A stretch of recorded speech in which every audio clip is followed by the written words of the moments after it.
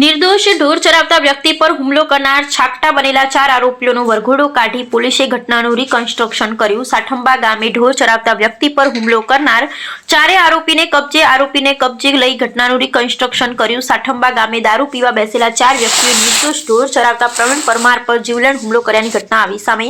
હુમલા અંગે ફરિયાદ નોંધાતા સાઠંબા પોલીસે 4 આરોપીઓને ઝડપી પાડ્યા। પોલીસે આરોપીઓની ઝડપી પાડી ઘટના અંગે રિકન્સ્ટ્રક્શન કર્યું। હુમલાનો ભોગ બનનાર પ્રવીણ પરમાર હોસ્પિટલમાં। પ્રવીણ પરમારનો પરિવાર ભયના ઓથાર હેઠળ સાઠંબા ગામમાં હુમલાની ઘટના અંગે રોષ।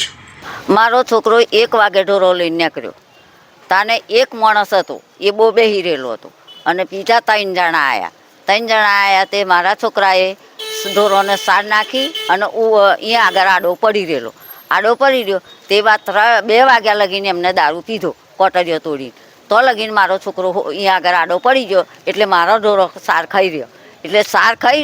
એટલે એ બધા ઊભા થયા। તે મારી ભેંસ ભડકીને એને માથું મારવા ગઈ એટલે પછી પેલાએ એમ કહ્યું કે આ તારી ભેંસ વાળ, તો કે તમે ચારના જટા મસ્કી કરો છો અને કે મારી ભેંસે તને માર્યું નથી, તો કે તારા બાપને વગાડ્યું હોત તો કે ભાઈ બાપ હમણો ના જાકે એમ કરી, તો કે અહીં ઢોરો સારા તો તારા બાપની મિલકત છે, તો કે મારા બાપની એ નહીં તારા બાપની નહીં, પણ તું પારકી મિલકતમાં આવીને આટલી બધી ચમચોડી કરો, મારી વગડી છે એમ કરીને એને બોલ્યો એટલે બા આવ્યા 4 જણા આવીને તો બરાબરમાં બેહી રહેલો ને એને બાલ પકડીને કે તું મને કે પજે પડ, તો કે ભાઈ તું ભગવાન છે તને પજે પડું, તો કે ના પજે ના પડ્યો। પછી એને હોટી લઈને બૈરામ ઠાપકી અને પછી એને હાથનું કડું મારી અને પછી હાથો પગમાં એને મારવા માંડ્યો। એક જણો આવ્યો તે એને પગમાં એને ઘોઘરો દબાયો તો ખાસી વારે એને વાગ્યા પછી એને પછી ફૂમ આવી